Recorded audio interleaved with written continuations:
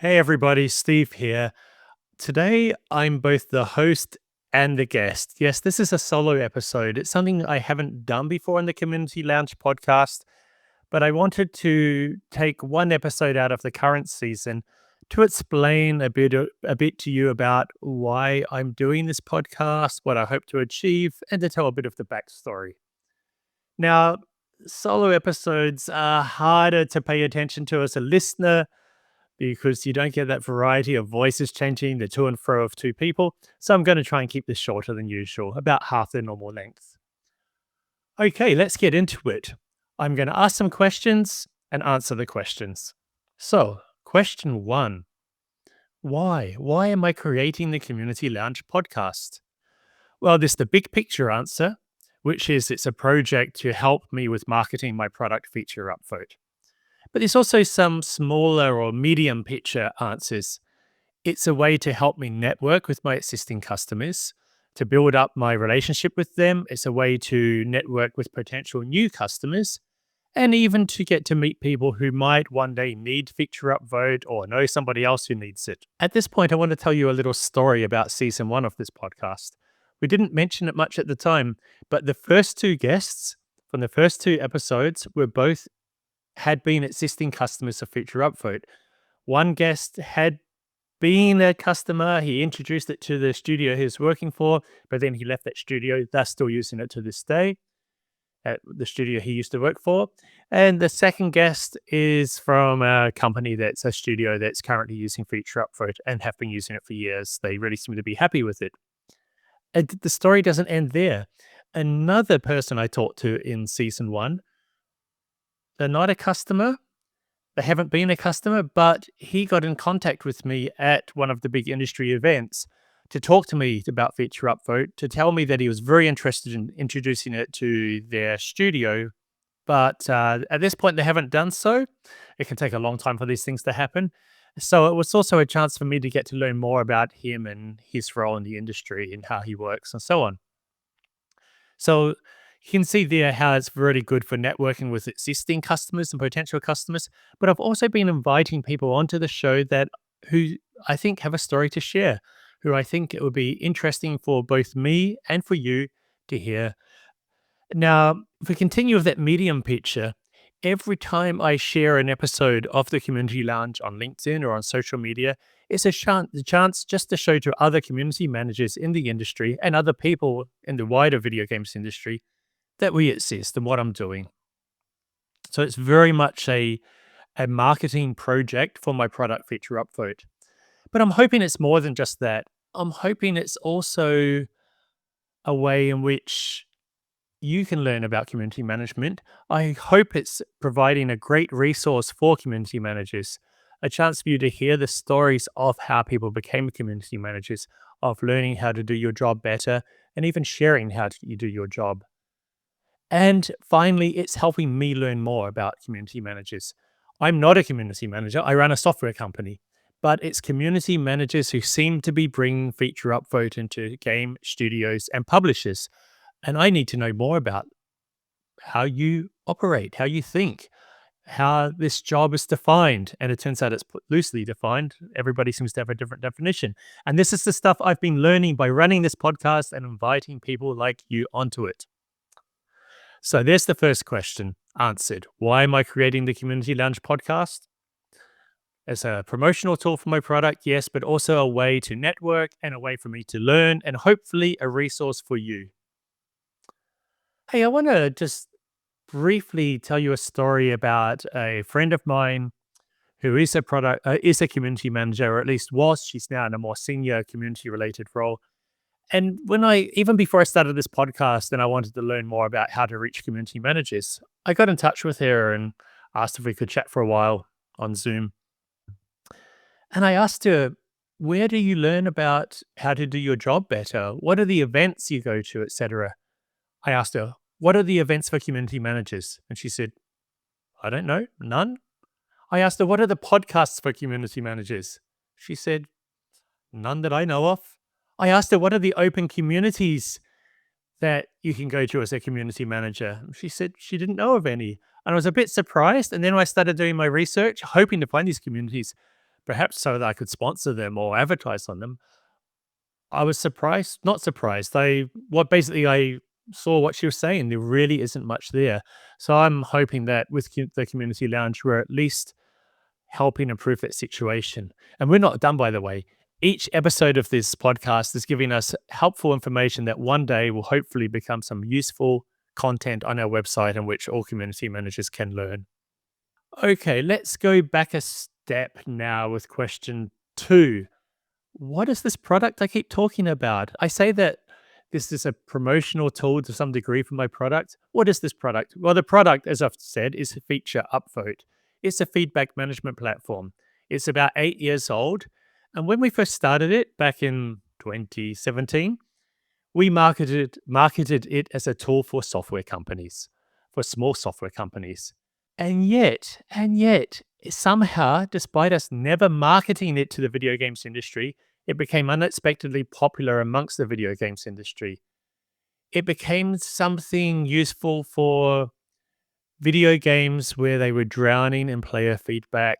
They found it really hard trying to manage it on Discord or Reddit or Steam forums, and they kept on having to deal with getting the same feedback over and over again. And I'm happy about this because I have to say the customers we had before, nothing wrong with them, but it was boring corporate world, right? And video games companies are actually nice customers to have. They're nice customers doing nice, enjoyable work. They're doing interesting things. It's an interesting industry, and they seem to be very happy and content customers. So we made it our main focus.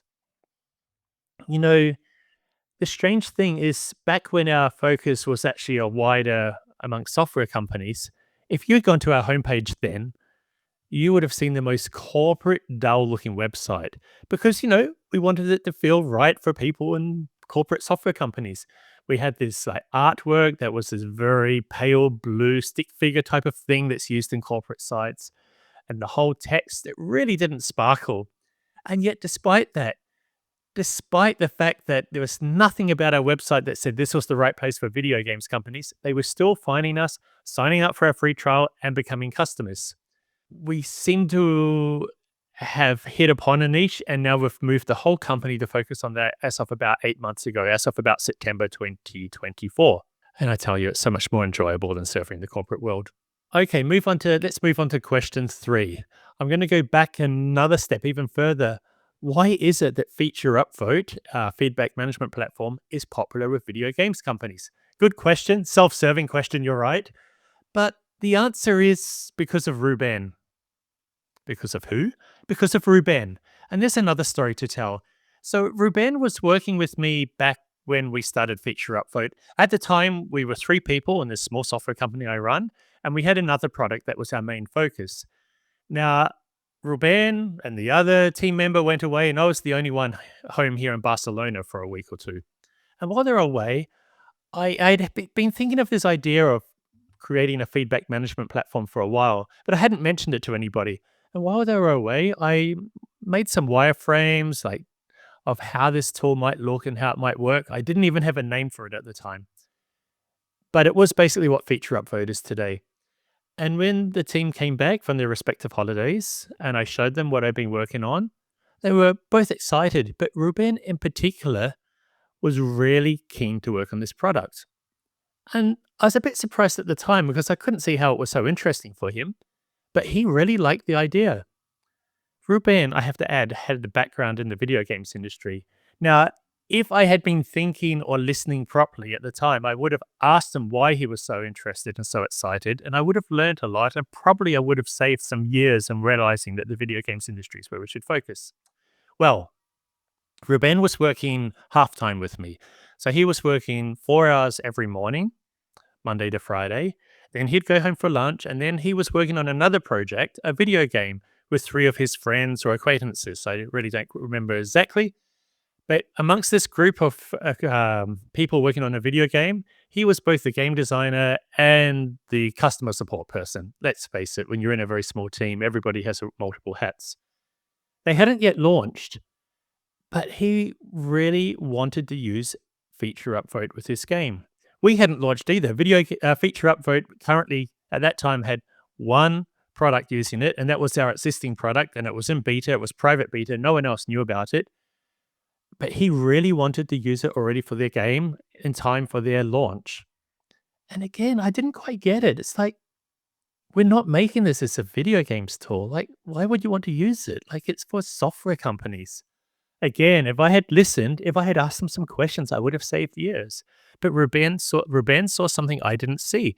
He saw that this was a tool that could really help manage the flood of player feedback. So Ruben and his team did launch their video game, and it was really successful really quickly.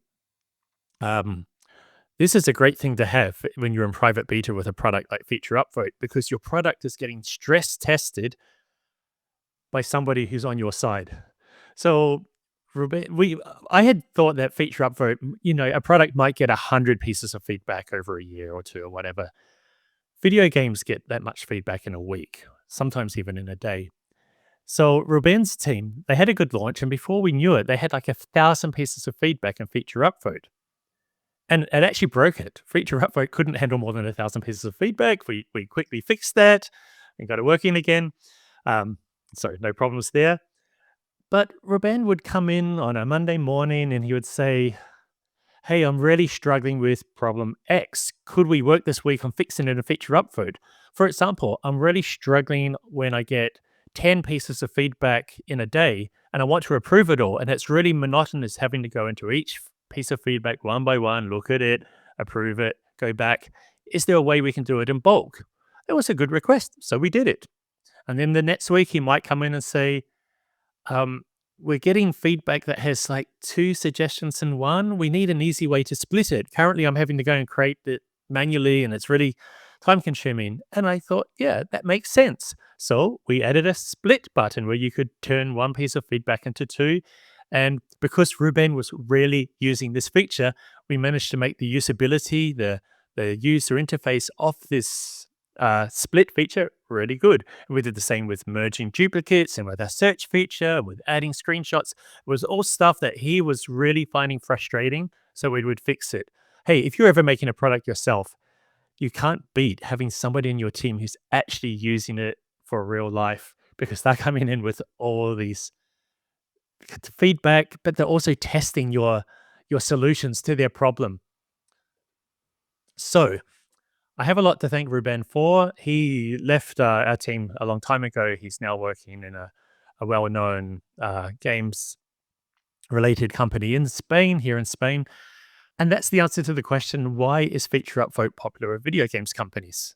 A lot of it has to do with the decisions Ruben encouraged us to make. And boy, I wish I had listened more. The fourth question I have for myself today, question 4. Why am I making this podcast for community managers in particular? Why not for other roles in the video games industry? It's a simple answer. They are the ones who seem to introduce Feature Upvote into studios or publishers. That's community managers. We have talked to lots of customers and asking who is the person in charge, who's the person of the Feature Upvote board, or who is the person who introduced them. And almost every time, if it's a video games company, a studio, or a publisher, the answer is a community manager. Sometimes it's people with a related role, some type of marketing person or customer support. But then when we ask more about what they're doing, we realize there's a real community management aspect to what they're doing. Often when a game has a better than expected launch, and the community team or customer support team are suddenly overwhelmed with feedback, and they go and talk to their colleagues or um, their contemporaries in other companies, asking for ideas for how to fix this, they get told Feature Upvote is a great way to deal with that. So and again, it's that community management world where it's being spread. So it made a lot of sense that the other people I want to have on the show, the other people such as yourself I want to talk to, the other people I want to promote the podcast amongst. So, wrapping up, you might be asking, so what? Why should I care? And this is a good question. Why should you care? Why should you care about what I'm doing with this podcast? Well, you should care because I'm trying to make it a place for community managers to learn from others. If you've listened to a few episodes, you might notice that there's certain questions I'm asking over and over again.